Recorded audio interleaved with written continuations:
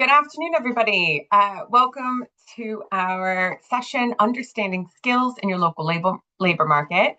So this is the first of two sessions that accompany our upcoming guide. It's a how-to guide, Understanding Local Economic Performance in Skills. Now, these sessions are short. They're designed for busy policymakers to better understand evidence on economic growth. This one is going to focus on what data is available to you for free, and we'll be showing some examples a little bit later on. Now, I'm Megan Strubb. I'm Deputy Director of Outreach at the Waltwerk Centre for Local Economic Growth. We help to make local growth policy more cost-effective through better use of evidence and evaluation.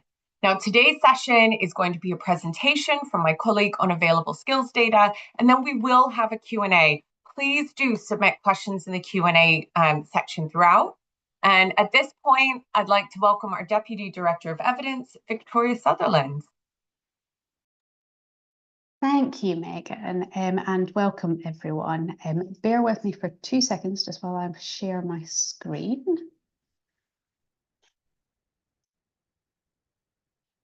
Okay.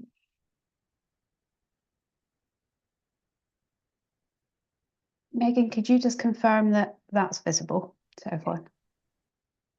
Yeah, okay, great. Okay, so as Megan said, what we're going to talk about today is how to understand how your local economy is doing in terms of skills.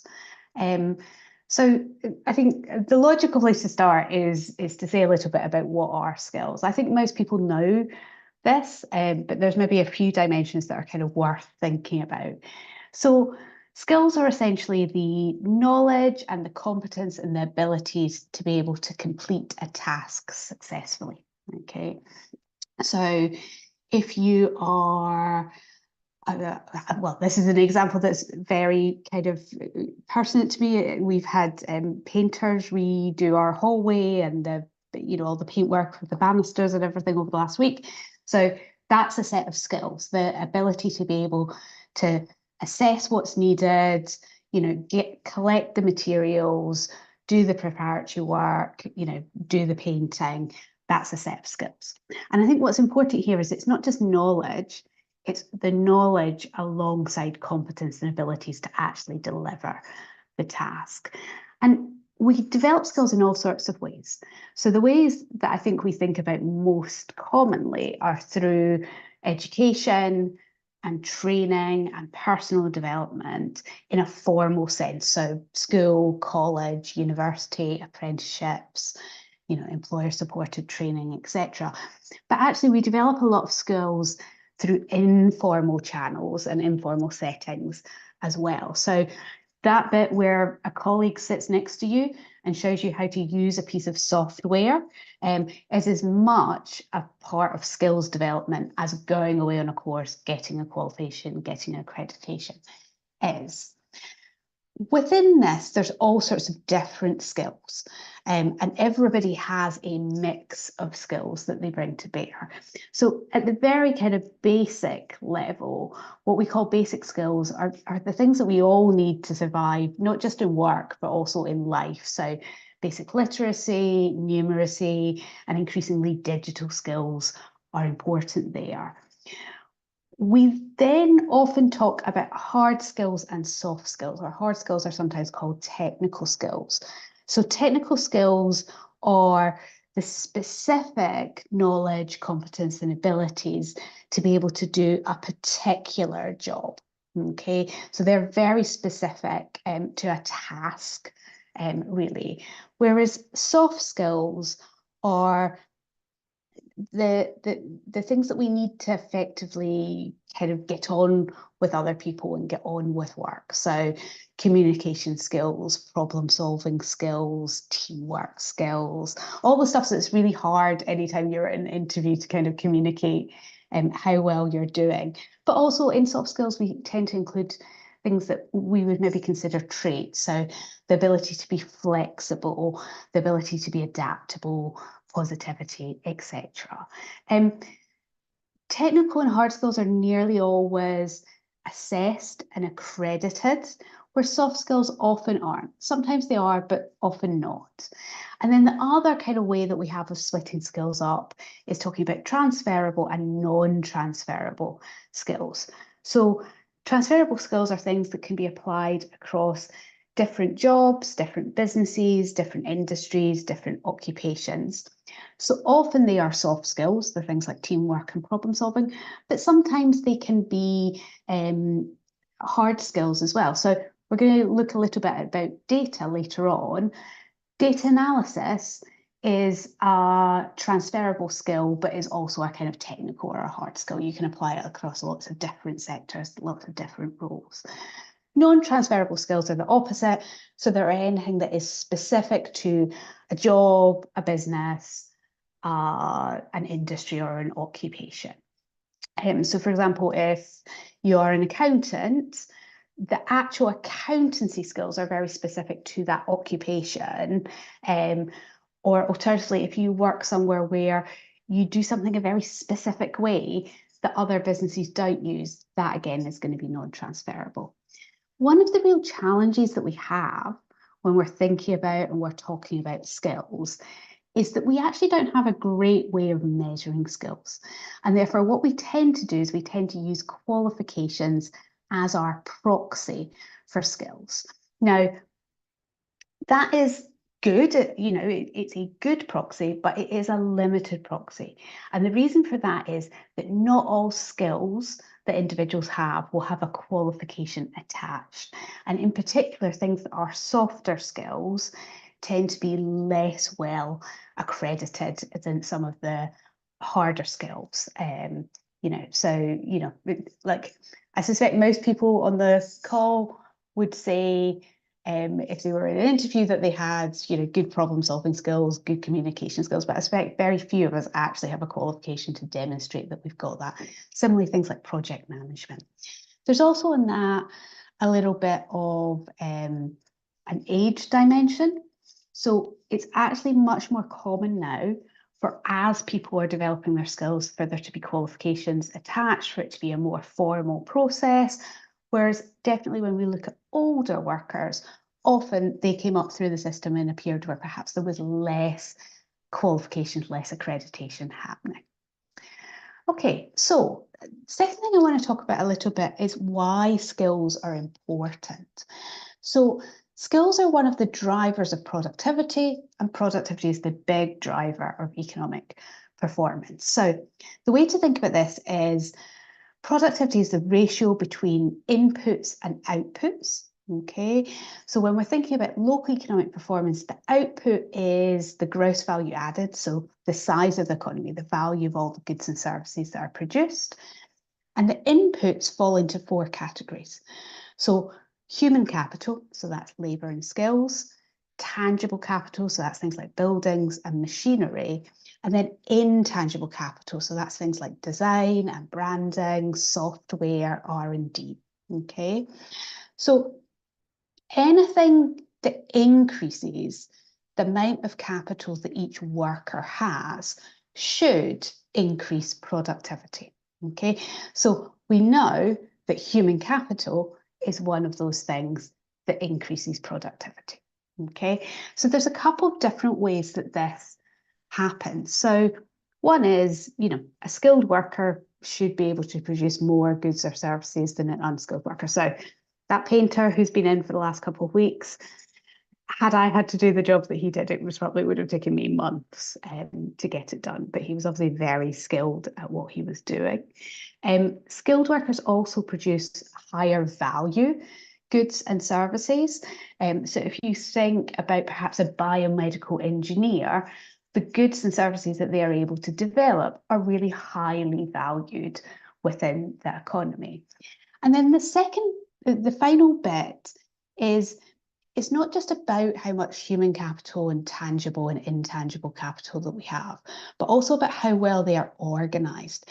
And therefore, management and leadership skills are critical because they're about how do we organise those different inputs into production, and that's of a good of a service. There's two final things I just want to reflect on here. So The first is when we were an economy that was where manufacturing was very important. Manufacturing is quite heavily reliant on tangible capital, so the buildings, the machineries, etc. As we've moved to a service economy, and about 70% of the economy is in services, human capital, of which skills is a big part, and intangible capital have become more important. So skills are really becoming more important as time goes on. And when we look at productivity disparities across the UK, so our director, Henry Overman, was the co-author of a report called Bridging the Gap that looked at this. Skills are an increasingly important part of explaining the disparities across the UK. So it's, skills are important in theory, but what we're seeing is that they are becoming more important in terms of local economic performance. Okay, so there are 5 core concepts that I want to talk about today. And what we're going to do in a little minute is we're going to look at a little bit of data on at least the first 4 of these. The 5th one is a bit harder to look at, but I think it's a useful kind of frame for when you're thinking about the other 4. So the first 2 are, we talk about labour markets, and I think anyone who's done any economics will know that markets always have demand and supply. So I think what's worth understanding is that employers demand skills and individuals supply skills. So they're the 2 sides of this market. The skills that employers are going to demand are going to reflect the goods and services that they are producing. So, if you are a house builder, you're going to want bricklayers and electricians, but you're also going to need sales and marketing people, office managers, etc. Whereas if you are, let's say, a marketing company, you are most probably going to need, graphic designers and UX designers and client managers, and a different set of skills. We'll come back to all of these in a bit more detail as we go on today. On skills, I think the big thing to say on skills is that skills really reflect decisions both by individuals and by employers about what skills to develop. And what that means is, especially the bit with the individuals, you're going to have a really complex, different set of incentives and disincentives that are going to affect those decisions. Up until now, I've kind of talked about it as the labour market. But one of the things I always say is that there is now the labour market. There are multiple different labour markets that are overlapping, and they overlap both in terms of geography, but also in terms of skill sets. So, for example, there will be some overlap between the skills of graphic designers and illustrators, or between graphic designers and UX designers. So you have multiple different labour markets, and that's really because employers are not just looking for a bum on a seat, they're looking for someone with a specific set of skills. So they're not in the market for anybody, they're in the market for somebody with a particular set of skills. One of the really important things that this leads us to as a conclusion is that given that there are different labour markets, there becomes an issue about commuting. And commuting distance tends to be connected to wage levels. So in the main, higher skilled, higher wage jobs will tend to have larger geographic labour markets than lower skilled, lower wage jobs. Just because the benefit of the commuting is greater for those higher wage roles. So as with all markets, what you want is for there to be equilibrium between demand and supply. So there are as many individuals with the skills as the employers are looking for. But where they're not aligned, there's going to be a mismatch. And I think there's really two things to understand about mismatches. So one is that they can have negative impacts, both on individual employers, and if enough employers are affected, or you have one very dominant employer within your local area, it will also have an impact on your local economy. So, for example, if an employer is not able to access the skilled workers that they need, it might mean that the quality of their production goes down, so the good or the service isn't as good, and that will negatively affect how many people are willing to buy that good or service. Or it might be that they want to expand, but they're not able to do so because they're not able to access the right skills. So the second thing on mismatches is that sometimes they can take a really long time to resolve. And that's because, with the exception of kind of very entry-level roles, skills often take a long time to develop.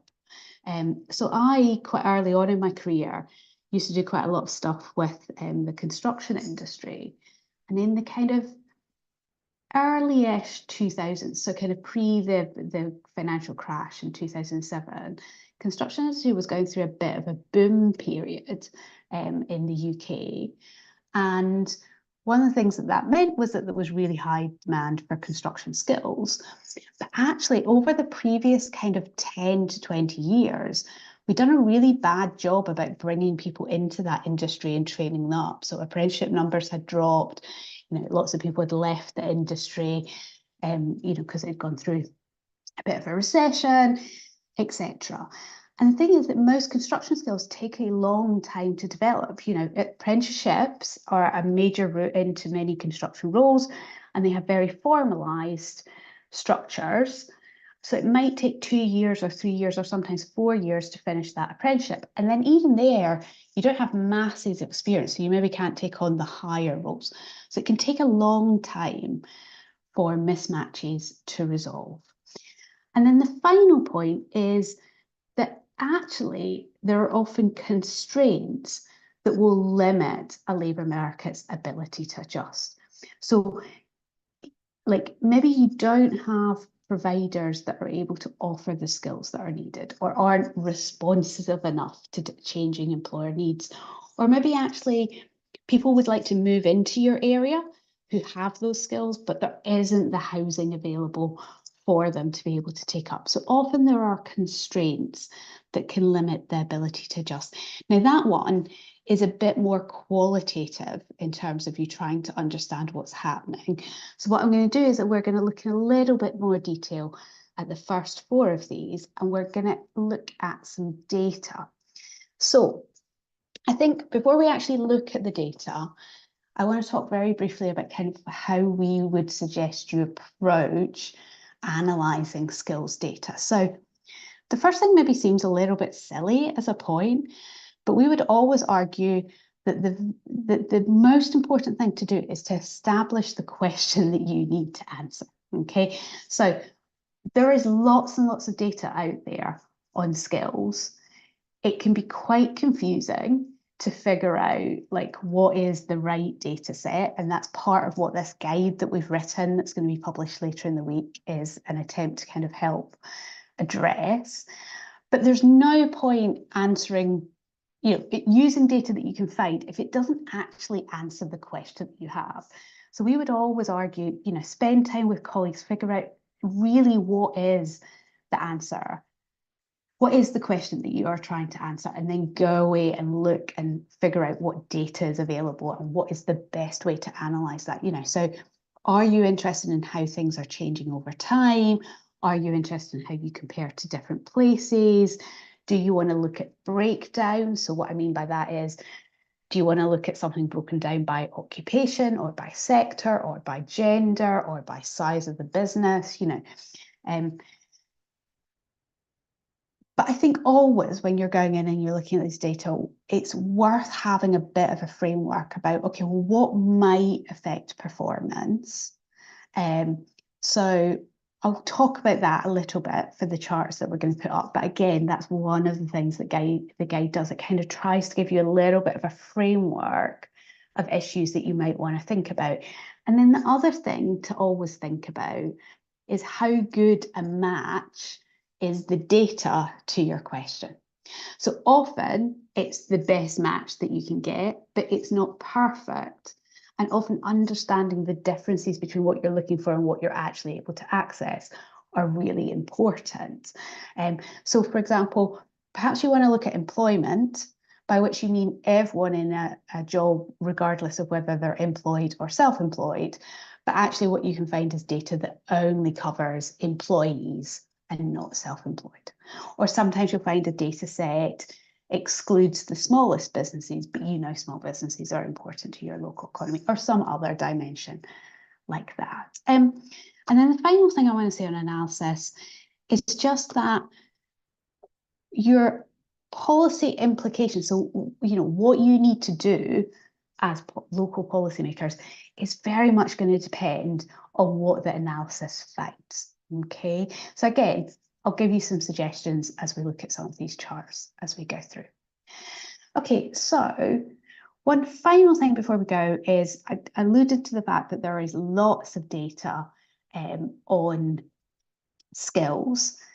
I'd say there are a number of different sources. So Office for National Statistics is the main source of kind of all economic statistics in the UK. It also has other portals, so NOMIS and ONS Local. So some of the surveys that they do that are kind of really useful are annual population survey, business register and employment survey. They also have the census and they do things around population. I'm going to make a particular shout out for NOMIS because the good thing about NOMIS is that you're able to select the geographies that you want to look at, and you're able to select the time periods, and you're able to select the variables. So it's quite flexible in terms of actually just allowing you to pull off the data you need rather than having to pull off the whole data set. ONS Local is much more restricted in terms of the volume of stuff it's got, but it's got nice charts and kind of interactivity. The other place to look is Department for Education if you're in England, or in devolved nations, the devolved government, or its agencies. So obviously there's DFE in England, but there's also Skills England. Similarly in Scottish Government, but there's also Skills Development Scotland, etc. So they tend to be good sources of data on provision. So apprenticeships, further education, other training, etc. In terms of when we go to higher education Statistics Authority is the main one. The other source of data is commercial providers. So we haven't used any commercial providers in today's session, or indeed in the note, but there are lots of providers out there. So it's always worth thinking about whether or not that's something you want to add to your mix. Okay, so skills demand. So on skills demand, we used that example of a house builder earlier. So skills demand is going to reflect the goods and services that are being produced. But the thing is that the demand for different goods and services varies over time. And therefore, what that means is the demand for skills also varies. So, I don't know, when I was a kid, there was demand for, hairdressers and beauty services, but I would say the demand for that is much, much higher now than it was in the past. Similarly, like if we think about as IT rolled out, that created lots of new jobs, but it also took away lots of jobs. So I think one of the good examples is banking. I think virtually everyone does some form of online banking now, but that has been enabled by IT, whereas in the past we would have all gone into a branch. So like demand will change over time and technology will change over time, and that will have positive and negative effects on the demand for skills. One of the real challenges with looking at demand for skills is that we don't really have any good measures of that. So what we tend to do is we tend to use employment as our measure. But employment, if you think about it, is a filled job. So there has to have been demand for that job, but there also has to have been the supply to fill it. However, it is kind of the best thing that we've got when we're trying to understand what the demand is. So, there's no way that you would have employment in a sector or in an occupation if the employer wasn't demanding it.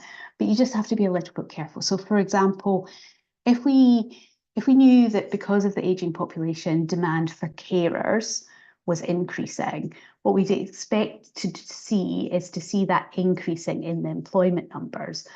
But it might be that if we can't hire those carers, we wouldn't actually see the uplift. So just need to be a little bit careful. So lots of different questions that you might want to look at here. I'm going to focus on two just now. So kind of what skills employers are looking for and kind of how many vacancies there are. I should say what we've done is we've picked a place for these charts. And the place that we happen to have picked is Wakefield, which is a local authority area within the West Yorkshire Combined Authority area. I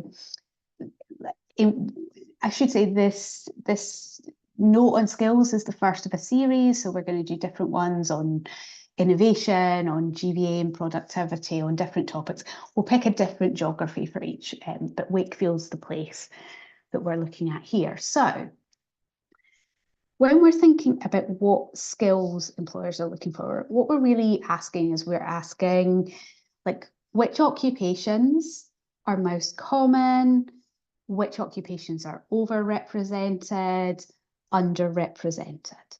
So some things that are worth kind of knowing before you look at this data are, well, for start, some jobs are going to exist everywhere, okay? So every local authority in the country is going to have teachers and nurses and doctors and shop workers, social workers, etc. So there'll be variation, but there'll also be some constants. The other thing that will make a bit of a difference is kind of where businesses in your local economy sit within different supply chains. So if you are a big city, you are most probably going to have some headquarters functions, some research and development, kind of lots of professional services type stuff. So that will affect the kinds of jobs that you've got. Whereas perhaps if you are a more rural area, you will have a different kind of, you might have some manufacturing elements where you're going to have more kind of process plant and machine operative type roles. What we see here is that professional occupations is by far the largest category of jobs in Wakefield, and what's second is associate professional and technical occupations. So, for example, professions is things like doctors, lawyers, accountants, but also teachers, social workers, nurses, physios, etc. Actually, no, maybe not physios. Associate professional tend to be things like graphic designers, IT support, etc. And it's second. Even though professional occupations is Wakefield's largest occupational group, though, it is really quite substantially underrepresented compared to England as a whole. And that's part of a kind of more general picture that we see here. What we see is that Wakefield is kind of overrepresented, has higher levels of low-skilled occupational groups, and then has lower amounts of the high skilled occupations. So I think what's really interesting about this is that this tells us, it tells us kind of two things really. So one, when you look at this and then when you look at it alongside sectoral breakdowns, it's giving you real clues about what does your skills provision need to focus on? You know, what are the jobs that are in demand? And that tells you what kinds of skills you need to be developing to meet the needs of employers. But I think the other thing that it gives you insights into is what kinds of jobs might you want to attract? And there's kind of two categories really where this can fall into. So the first one is if you're someone that's actually doing really well, you know, so if you're somewhere, for example, that's doing really well on professional occupations, and in particular, you might break that down into, you know, a kind of subgroup of that, it's going to be much easier to attract employers within that area because employers are attracted to areas that have the skills that they're looking for. Okay. But the other thing that you may want to be thinking about here is what skills are we underrepresented in and what might we need to do to attract more of them into our local economy? Okay. The other one that I've put up here under skills demand is vacancies. So this is the number of online vacancies in Wakefield over kind of an 8-year period, basically since this data set began. This is just total vacancies, but you can actually break this down by occupations as well, which is a really good analysis to be able to do. Things that are worth knowing about vacancy data are vacancies really fluctuate month on month. And within that, you are always going to have a seasonal pattern.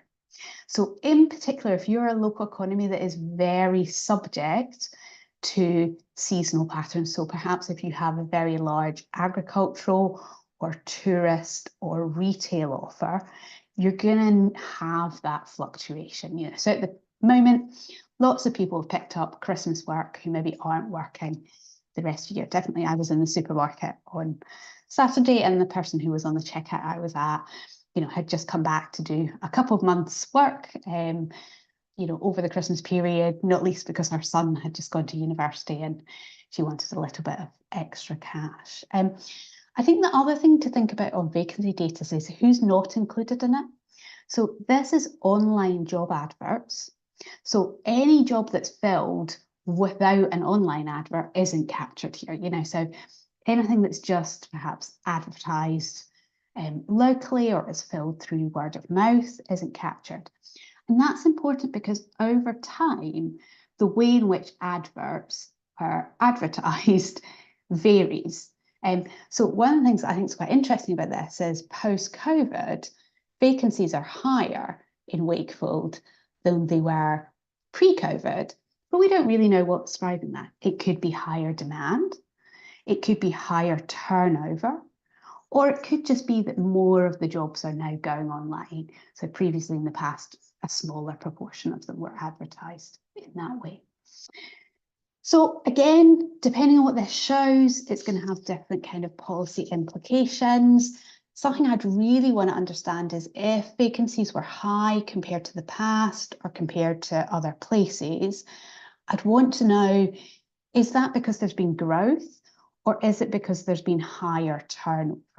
Now, in either case, that's going to influence the kind of provision that you need if you were doing the breakdown by occupations. But actually, if you had something like an increase in turnover, that might suggest that people are more dissatisfied in their work and that maybe you need to do something on the business support side around kind of management and leadership skills about how to support your workforce. Okay, so skills supply. So I think on skills supply, something to say upfront is skill supply is about labour and skills. So normally the first couple of things that we look at are like how much labour is in our local economy. So by looking at things like how many people are of working age, what proportion of people are in the labour market, And then once we understand that, we can begin to look at the skills that they've got. The skills are going to reflect, as I said earlier, the choices by individuals and employers. On the employer side, the big issue is that employers tend to systematically underinvest in training their workforces, just because they don't know whether they're actually going to be able to hold on to that investment, or are the people going to leave for other roles. In terms of individual decisions, it's a really complex mix of things. So there are like the kinds of jobs that are available and how much they pay, but also people's individual kind of interests and preferences, and then kind of weighing up the costs against the benefits that you're going to get in terms of the jobs going forward. So my mother was a teacher, and at the time that she was a teacher, you could either do a 1-year qualification or a 2-year qualification to become a teacher. And she decided she was only going to do the 1-year qualification because the uplift in wages that you got for having done the 2nd year wasn't enough to compensate for having had that year of kind of missed wages. So kind of really complex mix. The other thing that matters here is the skills provision. So if you don't have providers that are offering the courses that allow you to develop the skills that you need, it doesn't really matter what the individual and the employer kind of decisions are. So they're the other kind of core player here. When we're looking at what skills residents have, what we tend to do is we look at what percentage of the population, and that could be any population, have a certain level of qualifications. So again, earlier I flagged, qualifications are a proxy for skills, but they're not a perfect proxy. There are skills that you're going to miss. I think one of the other real challenges in ever doing this is that DFE is constantly changing kind of how we measure and how we classify qualifications. So what we've got here is RQF level 4 and above. You win a prize if you know what that means. It essentially is kind of anything from kind of HNC and above right up to postgraduate degrees and professional qualifications. That's obviously quite a wide band. So there's a lot of nuance that you lose by looking at this.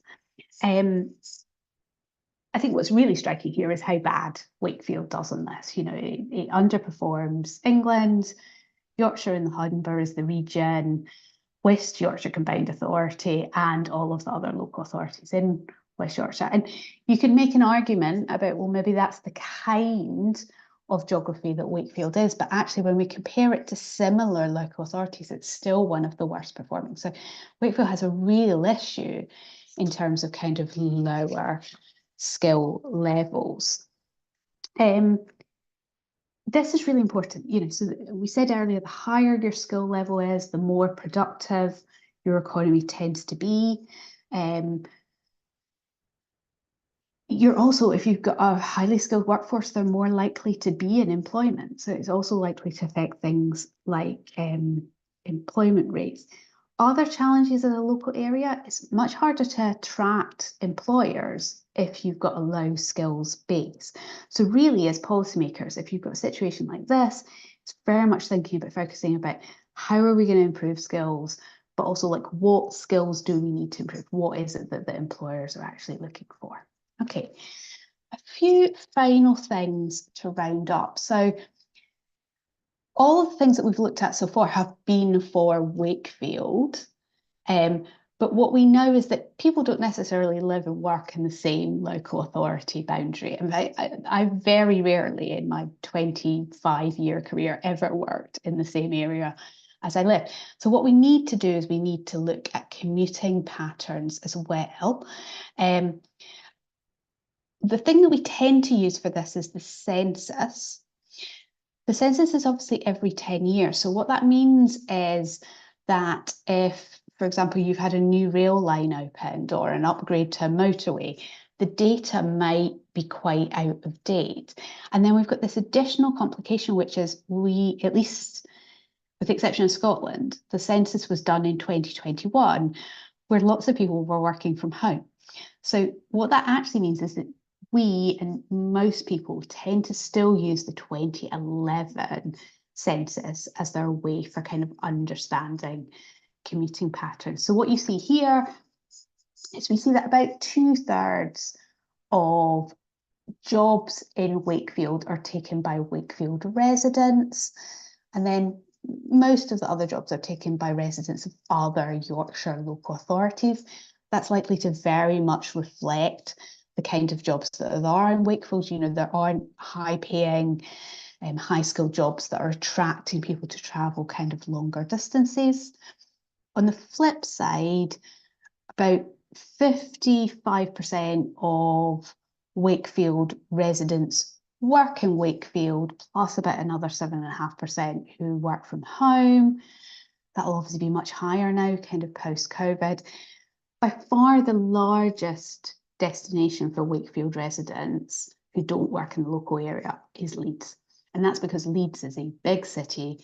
It's going to have higher paying jobs, professional jobs. So people will be living in Wakefield and travelling into Leeds.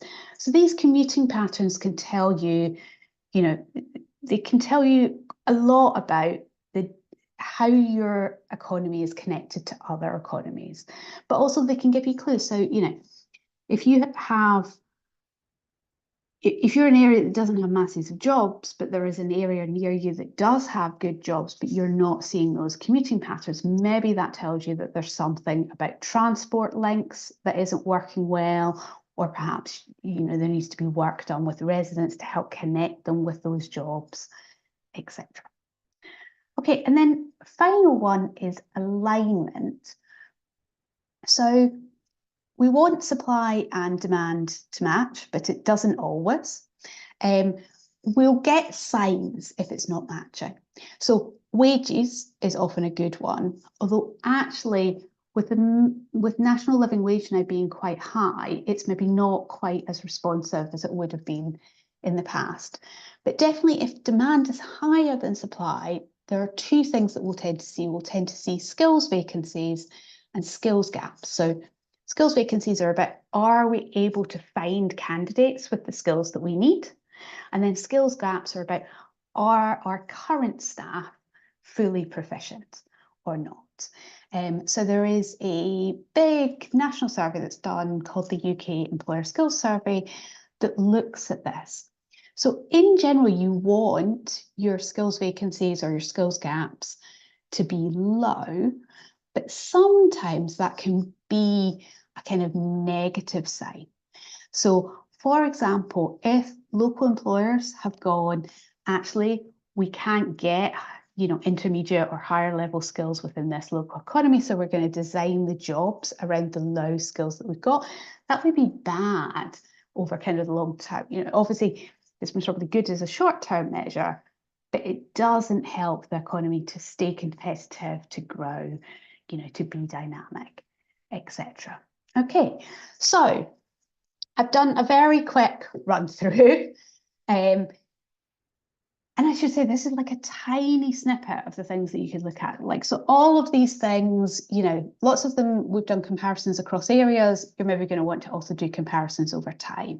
You're going to want to do breakdowns within them, So in that vacancies, you'd also want to look at the vacancies by occupation. You might want to do some ratio of vacancies to employment or vacancies per capita. There's all sorts of different analysis that you're going to want to do. But also, once you kind of know how your economy is doing as a whole, or your labour market's doing rather, you can then begin to dig in to more detailed topics, especially topics that really reflect the questions that you've got. So you might want to be thinking about, okay, well, how's labour supply going to change over time, or how's labour demand going to change?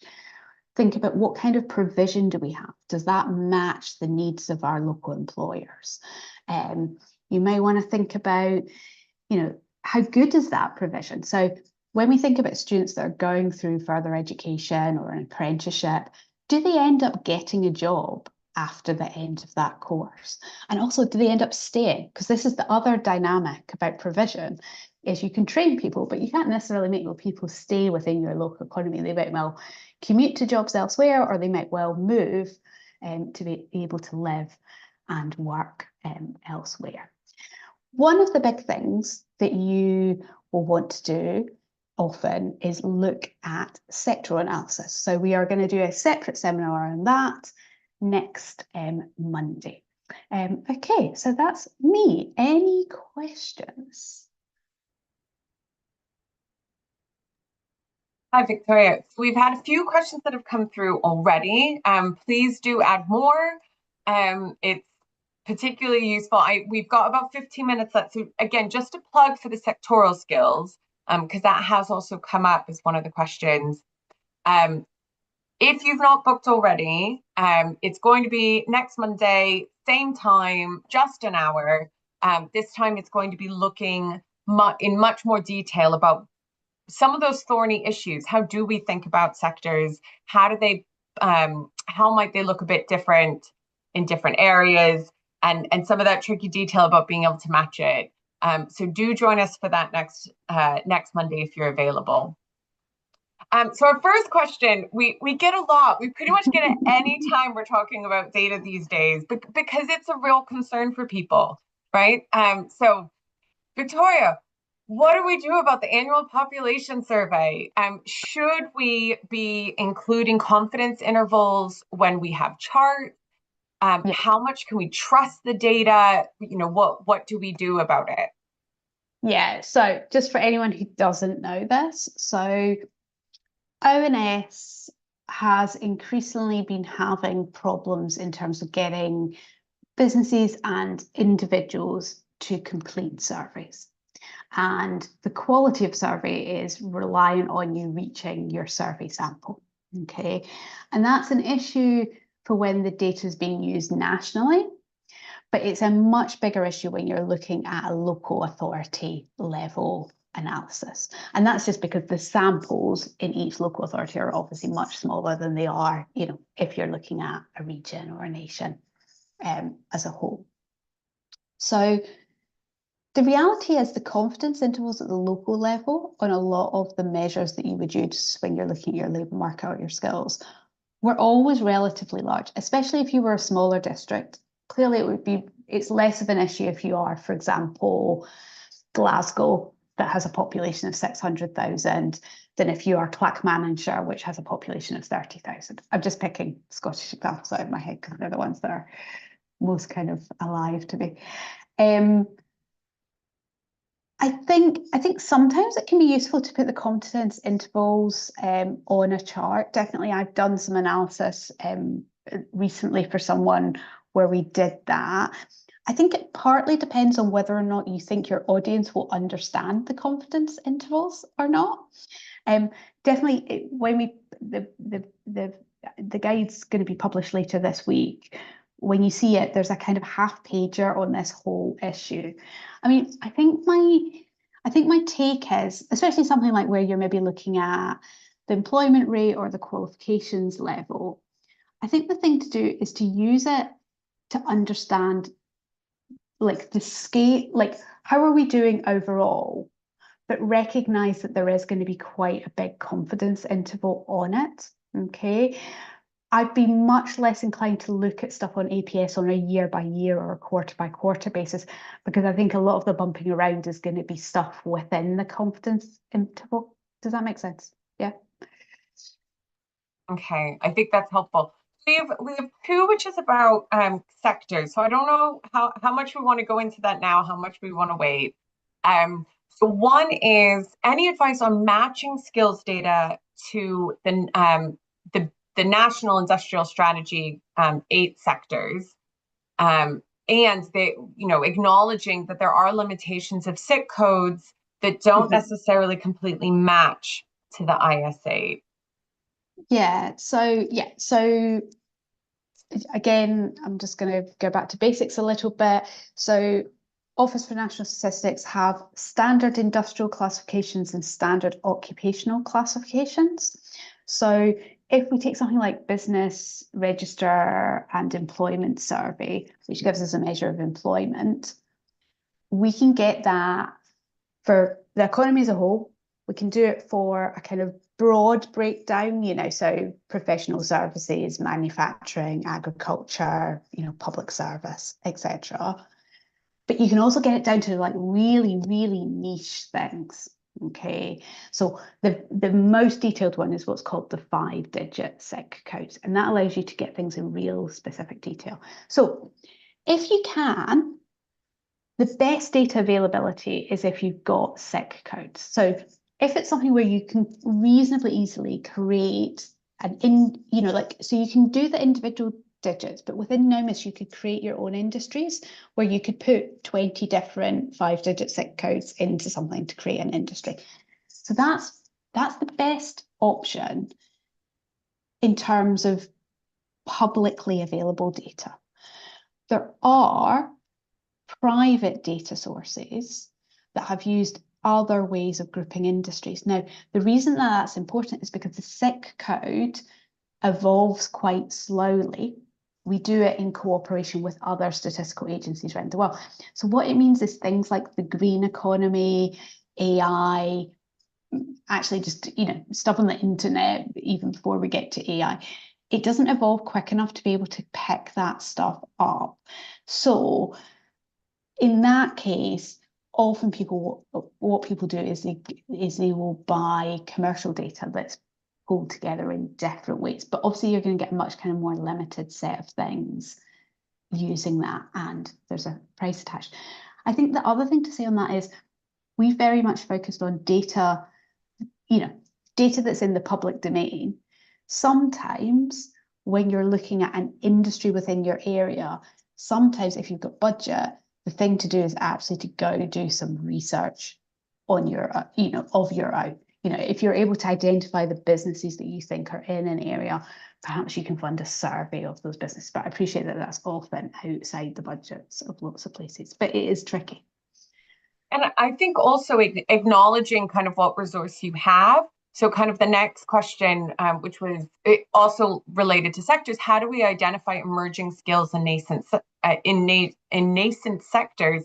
If you're a local authority, you probably aren't going to be doing that work, and that's fine, right? A lot of these sectors will have people doing work on a national level or even potentially on an international level where they're looking at what are those emerging skills to get a sense of both what's needed at the moment and trying to do that kind of forward-looking piece as well, right? So don't feel all of the burden rests on you to do this research. There's a lot of other people working in these areas. Yeah, so for example, we've obviously got Department of Science, Innovation and Technology, and then they've got kind of agencies underneath them. They're often doing stuff looking at, especially if it's something that's emerging, so quantum computing or AI or, something on a med tech basis. They're often doing stuff at the national level, trying to understand skills. Similarly, Skills England, I think, have recently put out a big report. So that'll tell you kind of what the national picture in those sectors are. And then, if you're a combined authority and you have got the LEP functions embedded within you, I'd be talking to kind of your business advisors about, like what can they be capturing in terms of intelligence when they're out talking to businesses and employers, on an ongoing basis to be able to kind of tally those things up. Okay, so hopefully more on kind of thinking about sectors and the skills for that in our session next Monday. Now we have another couple questions that we definitely don't have time to really get into the meat of today. I'm maybe going to take this away and see if Victoria and I can turn this into another session in the new year, which I think would be really useful. And that's about inclusive hiring. And actually, I think a really good point here, which is kind of close to my heart, is like requiring a degree for managerial and leadership. And also this issue around that Victoria talked about at the start, are qualifications a good proxy for skills? And if that's what we're using, how do we also understand this issue at a local level? Victoria, we've got like a minute to touch on that now. So the language that economists use to describe that is credentialism. Okay, so what an employer is often doing is the qualification does not communicate the skills that are required, but it is a way for them to filter through candidates to find the kind of, the ones that are likely to be the best fit. Generally, it's a bad idea because, you're essentially doing an operational thing, but you're going to rule out really good candidates. So, yeah, so I think there is definitely a job to be done in terms of working with employers to help them understand. To be fair to employers, I actually think a lot of employers are much better in this than they perhaps were in the past. And I think things like degree apprenticeships must probably have helped a little bit in terms of them broadening their ideas about how they can, bring people into their workforces. But yeah, it is a whole, like there's a whole challenge there. The extent to which it is the most important issue for you within your local economy to be focusing on in relation to skills will really vary depending on what kind of sectoral and occupational mix you've got and types of employers that you've got. Okay, right. So just to wrap up, thank you everybody for your questions. Thank you for attending today. So the new guide is going to be out later this week. Keep an eye for it on our website, whatworksgrowth.org, as well as we're going to send something out on our newsletter. If you're not already on our newsletter, do join. It's at the bottom. A sign up is at the bottom of all of our web pages on our website, whatworksgrowth.org. Now, we also have, for folks in local government, we have a online community where you can ask us questions, you can ask each other questions. So if you're trying to decide, actually, what happens when we show counselors confidence intervals, do they get it? Does that help? You can ask other people who are working in economic development in your area. Across the country. So that's on khub.net. You need to register for that if you're working local government. And then from there, you can search for our group, which is Local Economic Growth in the UK. We're also going to have both this session and the one next Monday will be available on YouTube, along with plenty of our other events and webinars. So do feel free to share this with colleagues, to rewatch it, to make the most of these resources. If you have suggestions of other things that we should be covering around skills data, or around other local growth topics, do get in touch with us, either through KHub or there's ways to contact us through our website. Thank you again for all of your time. Hopefully we will see you at another event soon. Thanks very much.